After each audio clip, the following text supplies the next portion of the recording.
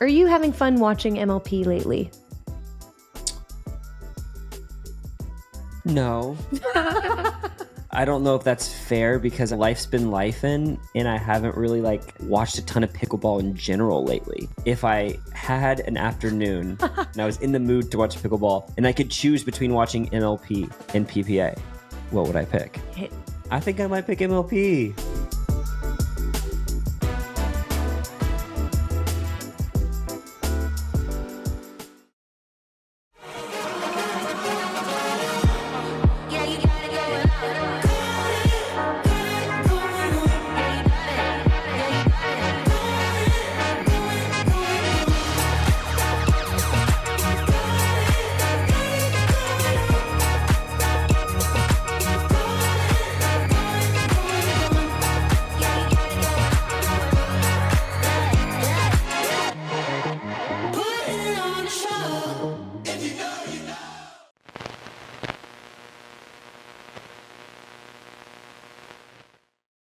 What's up, guys, and welcome back to the Pickleball Connection podcast. I'm Danea. And I'm Barrett. We're stoked to be hanging out with you today.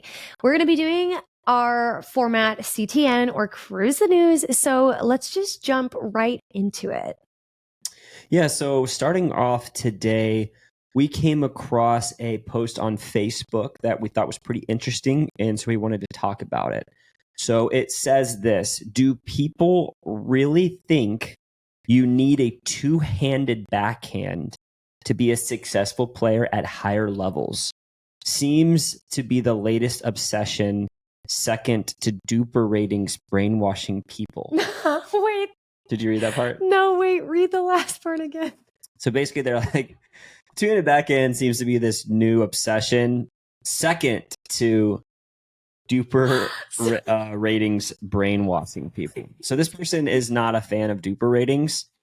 Okay, that's freaking funny. Obviously, this person, maybe they were kicked out of their high level group because their duper rating wasn't high enough. Honestly, or something. we could talk about duper ratings at some point. Anyway, I had a phone call with a lady today, and it was pretty funny. She was getting into it about duper. Really? Yeah. That's funny. Okay. Two-handed backhands. So the question is it just basically, is it a necessity to be a high level player? Is this person asking? Basically, yeah. They're like, do you need a two-handed backhand to be a successful high level player? And they're basically they're pointing out this fact that a lot more people are using two-handed backhands. Yeah, it's so interesting. So I know we always bring up, we've been in pickleball for so long, but I'm going to talk about it again. We started playing in 2019. Two-handed backhands at the kitchen line were not a thing, basically. Yeah. I remember the OG two-handed backhand was Riley Newman. More of a two-handed backhand scoop dink. Yeah, that and I guess Lindsay Newman as well. And obviously people had two-handed backhands. I'm going to get a bunch of people coming at me yeah, they were two-handed backhands. Okay, yeah. But it just wasn't super popular. And even for the longest time, Ben Johns didn't have a two-handed backhand. When did Ben started working his two-handed backhand? Yeah, I feel like he really started working. I think he's probably been working on it for a while, but I've noticed it actually in the game, him using it a lot more. Dinking with it, two-handed backhand, roll dinks. But yeah, I think probably 6 months ago, I noticed it started to be in his game more. I'm sure he was working on it for longer than that because I know he likes to work on new shots. But he's obviously always been known for his one-handed backhand flick. Mm-hmm. And you did see a lot of players using it at the baseline if they're going to return, or maybe they're going to drive. But you're seeing it a lot more at the kitchen line, dinking especially, and even attacking and speeding up. Yeah. Off the bounce. I think you saw it at the baseline, and you saw it even countering. A lot of the ladies had two-handed backhands to counter, but you're seeing it more rolling the ball, dinking the ball, attacking out off the bounce. Yeah. That's what I think. Side note, do you remember back in the day, isn't it Jay DeVilliers had a sick one-handed backhand drive? This is actually funny that you bring this up because I know it's not on the forum post today, but I came across, it's not on our schedule today to talk about, but I came across somebody talking about their one-handed backhand in Mhm. pickleball, and they're basically like, my one-handed backhand in pickleball is my best shot. And I'm like, I hope, like, I have seen some people hit them and I've seen them okay, but I'm like, I don't care who you are. I'm not going to be scared of you hitting a one-handed backhand drive in pickleball. Like, I know it's obviously this person came from tennis because it is. It's a shot in tennis. A lot of people do it in tennis, but like, you can't grip the ball the same way you can in pickleball. Like you don't have the strings of a tennis racket. And okay, I've seen some people hit decent ones, but I've never been like afraid of somebody's one-handed backhand But you drive. remember that used to be a shot. Yeah, Jay, but notice how Jay doesn't do it anymore. Jay doesn't do it anymore. Anyway, all that to say, I think with how the game has changed and evolved through the years, I think if you want to be a high-level player, a two-handed backhand I think you have to develop it because that's a way that you can really roll the ball on the backhand side. It's very hard to roll the ball, do a topspin roll dink with one hand. Yes, I was going to ask you, I guess you're kind of answering it, but I was going to ask you, why do you think you need this shot? Like, could you just not survive only dinking like slices from the backhand side in today's game? Like, I just think you're too one-dimensional at that point. Right. You know, I think a slice dink is great, but to your point, you can't really roll the ball. And not only that, but I think it's not just that, it's no one's really going to speed up off the bounce with a one-handed backhand. Yeah, right. Like I've seen, I've seen AJ Scarp do it. You know AJ Scarp. I love AJ Scarp. Yeah, shout out to AJ because he's like, I think he's a really good ping pong player or table tennis player. It's his one of his best shots. And he kind of does this little one-handed backhand off the bounce kind of flick. But you don't really ever see that. It's a very hard shot to execute. Very low percentage. That's I think another reason why you're seeing it more is because people are attacking off the bounce more. That too. You bring up when we started playing 2019, 2020. Rarely did people attack off the bounce. Really? Yes. 2019. Go watch film. It was we're gonna dink and we're gonna wait till we get something out of the air to attack. Yeah. You saw it every now and then, but what I'm saying is that it's increased in especially the last couple of years, the more and more people are attacking off the bounce. And so I think that's another reason why you need a 2E. Yeah. Because you can attack off the bounce a little easier. Right. Do you like I know you like your two-handed backhand counter, but do you like dinking with two-handed backhand? Yeah, I do. I love it. Yeah. I can get better at it. I think it's a hard shot to be very consistent at. But I love having the stability of having two hands on the paddle. What's your biggest tip to somebody hitting a two-handed backhand dink? It's your left hand does all the work. Your opposite hand, yeah. Yeah, your opposite hand does all the work. The other one literally is just place it there and just be stable. But I think a lot of people have trouble with it because they make their dominant hand a part of the shot. It's just not literally at all. Yeah, I agree. Well, let us know, guys, in the comments if you're watching this. Do you think it's necessary to have a two-handed backhand to be good at pickleball? I want to know. Hey, have you heard of the new Play More app? No. What is it? Basically, the Play More app is a stress-free scheduling app for pickleballers. So I don't know, we've struggled a lot in group text trying to organize play. You'll set it up and somebody will just like the text. And I'm like, does that actually mean you're coming or not? Yeah, and it's you never know how many people you have, what rating they are. It's kind of annoying. It can kind of just be a nightmare to try to organize groups because group texts are just not fun. So basically the Play More app lets you send out invitations. You get an RSVP list. If somebody doesn't show, there's a wait list that will actually put somebody right into. No way. Yeah, it's really cool. Dang, that's awesome. What's it called? It's called the Play More app. So you should download it at the App Store, or you can go to getplaymore.com if you want to look at it online. Should we move on to the next one?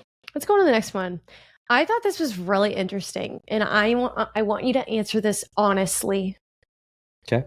Not that you don't answer other things honestly, but So this post was, I found this on the kitchen, and there was like a ton of comments on here.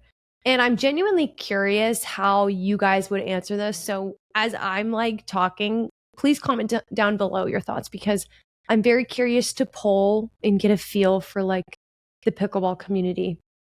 But this person, short and sweet post, Benjamin says, I'll say it. I miss PPA. Too much MLP. Comments are just agreed. Yep, I'm over MLP. I have subjective opinions. Agree. Like, it's crazy. And yeah, there are some people that are like, I like MLP, but a lot of these comments are people are like over MLP. So my first question for you is, are you having fun watching MLP lately? No. But to be honest, I don't know if that's fair, because life's been lifing, and I haven't really like watched a ton of pickleball in general lately. Yeah, but are you excited to be like, ooh, I want to turn on MLP? I think a deeper question would be, if I had an afternoon to watch pickleball, and I was in the mood to watch pickleball, and I could choose between watching MLP and PPA, what would I pick? Okay, great. Well, I think I might pick MLP. Oh, really? So you're like, okay, yeah, I'm like in the MLP season. I mean, there's things I don't like about it, but I think it's entertaining. I think there's that side of it. What's entertaining about it? I think there's still that side of it to me that, you know, this could go to a dream breaker. Like, it has that element, I guess. Mm-hmm. I think that PPA gets exciting only when you're in like the semis, maybe quarters, but semis, and like, I think the semifinals of a PPA tournament are fun to watch, because the championship, it's more predictable. Like, you know who's going to be there most of the time. You know who's going to win, which I think the semifinals are really good matches, but you don't always know who's going to win. Quarterfinals are kind of a wild card. So I don't know. I think that let's just say I started watching a bunch of PPA, I'd probably miss the MLP. If I watch a bunch of MLP, I'll probably miss the PPA. And I think that but it is, people like this new, when there's like this new thing, it's fun to people, you know. Okay, I have a question. You say, you know, it's kind of fun having these dream breakers. This season with MLP, there is not the rally scoring. So we're seeing a ton of blowouts with the scores, less dream breakers. Well, do you feel like the new scoring format makes MLP not as fun now? I think that you could argue that. I'm asking your personal. Well, I in my opinion, that there was still like quite a few upsets in this last tournament. I mean, this last MLP, there was actually more upsets than there have been really since they made the score changes. In Daytona? Yeah, there was a handful. Oh, wow. There's a handful. Maybe not as many upsets as when you're on rally scoring. I think personally, I don't know. I think we've said this before, but I think rally scoring's is a little bit more fun to watch. But from a playing perspective, like if I was playing on a team, I might be down for the 1 game to 11. Like, I think I like side out scoring as a player, but watching it's a little bit different. Here's what I think about the MLP. You ready? Yeah. I think the issue with MLP is like, okay, so I think back to the first kind of big MLP season after the big draft, like a couple years ago, after the Tour Wars, I think. Okay. Maybe it was after the Tour Wars, but we went to no, you mean before the Tour Wars. It might have been before the Tour Wars. Because the Tour Wars, then everything was owned by PPA. Okay. I'm talking about, maybe it was before the Tour Wars when... Talking about Atlanta. We went to Atlanta. That was before Tour Wars. And it was hype. Dude, it was so fun. And so like... so fun. To me, the two biggest issues with MLP right now are... Hit me. Hit us. One, there are certain matches that are just not competitive because there's a huge gap between the top teams and the bottom teams. Yeah, agreed. Two, possibly the biggest thing when it comes to MLP that I think changes it is that there's not a winner at every event. Mm-hmm. Yeah. I think at the at the end of every weekend in the PPA tournaments, there's a winner. Mm-hmm. The MLP, you're just like contributing to standings. Sure, there's the end of the year tournament. What I think needs to happen, because I think I've said this before, I think there needs to be a winner at every event. I think if you win the event, it gives you extra points that contribute to your standing points overall. And so you can get like a boost in the rankings. You can get extra incentives by winning an event, or maybe going deeper in the event. I don't know. But I think if every event had a winner, I think it would be much more exciting to watch. I think the players would get much more into it. I think also the prize money wasn't a lot bigger back then. Dude, when MLP started, it was like the biggest prize purse out of any tournament. That's what was so exciting. Like every player would walk away with like 20-25 grand or something like that. And like I think that's the issue, is that like these players are getting appearance fees. Yeah. They show up, they're cashing checks regardless of how they do. Yeah. And if you look at like even tennis and other sports out there, I get that it's technically a team event, and a lot of team sports you just get paid to show up. But there are a lot of sports like golf and other sports where you are only really paid based off of how you perform, and that makes the games much more intense. It makes you play at a higher level, and I think that's something that MLP is missing. That I do believe that there's still incentives if they win, but a lot of these players don't really care about the results. They're cashing a check to show up and play, and if you're a top player, it doesn't really matter if you win or not. Right. Obviously, in the PPA, it matters if you win or not because you're getting standings that contribute to like the end of the year tournament. But you're also really competing for more money is on the line during the weekend because you get money if you win the tournament. Right. So I don't know. To me, I think I'll wrap it up by saying I think the teams are a little uneven. Mm-hmm. And I also think that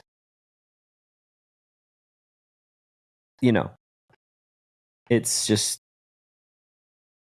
not where it was. Yeah. Like I think the teams are uneven, and we need to bring that excitement back. That's what I was trying to say. Yeah. Like where there's a winner after every. Yeah. The only thing I would add is I actually liked the full draft every year. I thought that was so fun. Mm-hmm. I thought they created like so much hype. Everybody wanted to see who was getting picked. Like it's fun. I do like that too. I think that's interesting. Obviously, it's harder to like really build a brand or like a team franchise where you have certain players that will root for. But your players don't even live in the cities. Exactly. So it's like, what's the point? That's why I do think that, is that really sustainable? Like, are there going to be people in Dallas like that their favorite players J.W. Johnson because he's on the Dallas Flash, even though he lives in Boynton Beach, Florida? Like, I don't know. I know. Yeah, no. But that's what I'm like, well, then give us the draft because it's fun. I agree. I like the draft. I'm a sucker for a good draft. Yeah, it's cool. It gets people talking about it. It's exciting. Anyway, that's I actually like love drafting in general. I'm just like one of those weirdos that like. Well, I don't even like fantasy sports. Fantasy sports. 20 mock drafts. But I think it's cool. Anyway, whatever. I want to know what you guys think. Comment down below. Are you guys like super into this MLP kind of season, this break from PPA, or are you guys like itching like, oh, I'm like over this. I really want PPA back. I'm very curious just because I personally am like, I feel like a little not disappointed with MLP, but I miss what it was. See, dang it. I know that we're moving on, but I want to hear more of your thoughts too. Like I basically I agree with you. I think I miss how MLP used to feel. It used to feel like a very different product. And I agree. I think the biggest issue is the teams are so uneven. Like it's like I almost wish there was rally scoring with these teams because I feel like it'd make it more interesting. But like, can we bring up a side note real quick? I know we were about to move on from MLP, sure. But did you catch that LA Mad Drops game? No. With Kwong and Hunter Johnson? No.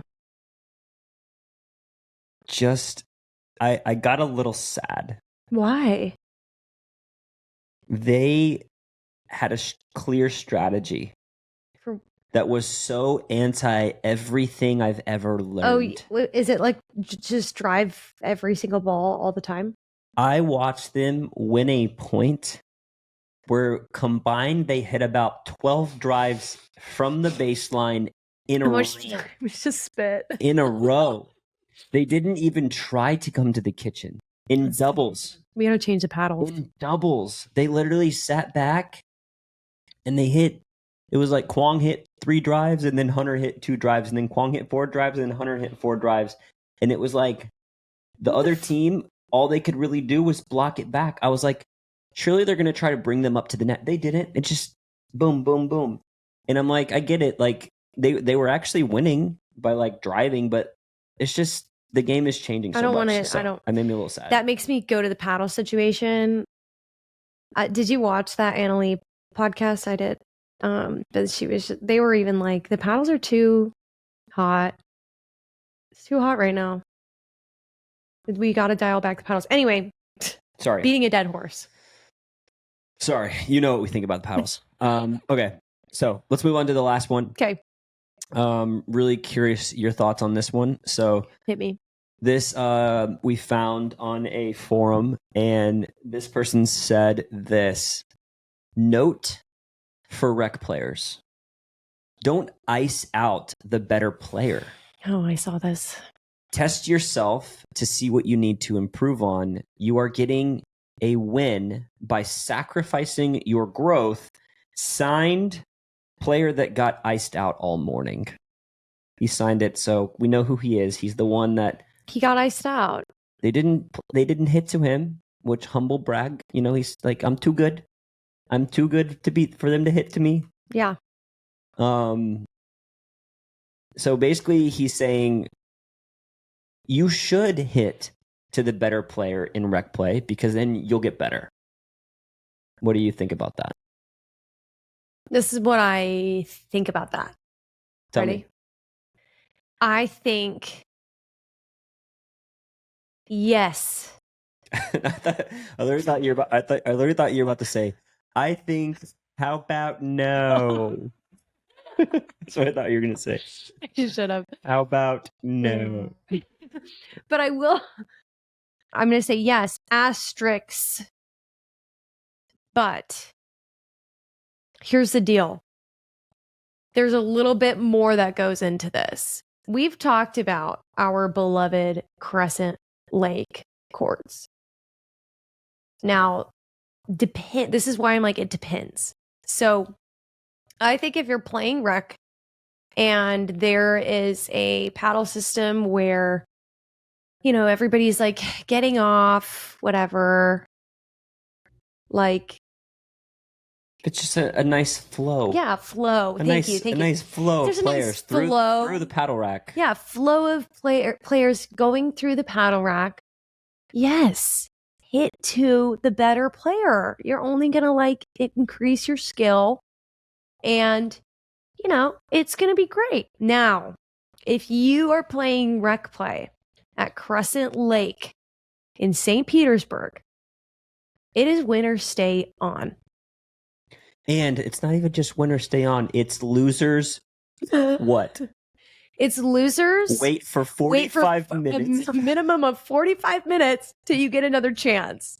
So here's the deal. If you come to Crescent Lake and you play me, I'm going to win. I'm going to do everything I can to win. I'm not going to hit to the better player. I'm going to win the game. I don't know. Or what are you going to do? Yeah, see, this person, I'm like, I think to get better, you should play better players. You know, that's how you get better. There's an extent to which... And drill, play better players. You don't get away with the same shots when you play a better player as you do when you play a lower level player. You might hit you might think you have a really good drop.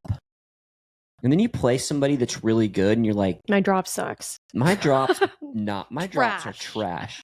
So you need to play better players. But you ever heard that like phrase, practice like you play? like before you go, if you're gonna go to a tournament, for example, and there's clearly a weaker player, who are you hitting to in the tournament? Weaker player.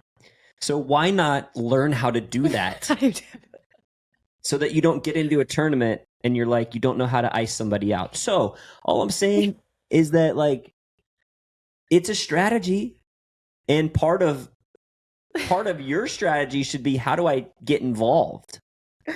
I don't know. So I actually tend to not agree with this. I think you should hit to the worst player, or get organized games where everyone's a little bit better, or drill, or go ask somebody who's better than you to drill with them. Or just go to a place where there's a nice flow. Yes, do that. So that's what I'm trying to say is, theoretically, yes. If you want to get better, you should probably hit to the better player. If you want to stay on the court because your court's run on king of the court style, then you're going to want to hit to the weaker player. Yeah. I guess it also kind of depends on, like, who is the better player. Like, how good are they? In the sense that, like, if I'm playing against, if I got a pro as the better player and he's playing with like a 4-0, I'm not hitting to the pro. I'm sorry. Dude, Travis Rettenmeier plays at our courts. Exactly. I'm not going to target Travis Rettenmeier. Mike, is that a good strategy? I mean, to be honest, he creams us. It is kind of fun to hit to him to see what he does. But we've already, like... Of course it's fun to hit to him, but I don't know. Yeah. It's like, just doesn't seem like the best strategy. It's not the best strategy, yeah. So... Anyways, let us know in the comments, guys. I'm curious, have you gotten iced out of a game before? Are you like this guy? It stinks, man. It does. It does stink, because the other side of that is like, oh, I just waited 45 minutes. Yeah. And I didn't touch the ball once. Literally. So I get that side of it too. But what do you guys think? Is it like, should you win at all costs, or should you try to get better? Because that's what this person said. They said you're sacrificing getting better by trying to win. And I'm like, I see that. Yeah. But what's the goal of your night? What's the goal? Are you trying to win or get better, I guess? Try to get your reps in for games. I don't know. Whatever. Would love to hear your thoughts. But guys, thanks for hanging out with us on today's episode of the Pickleball Connection podcast. We will see you on the next one.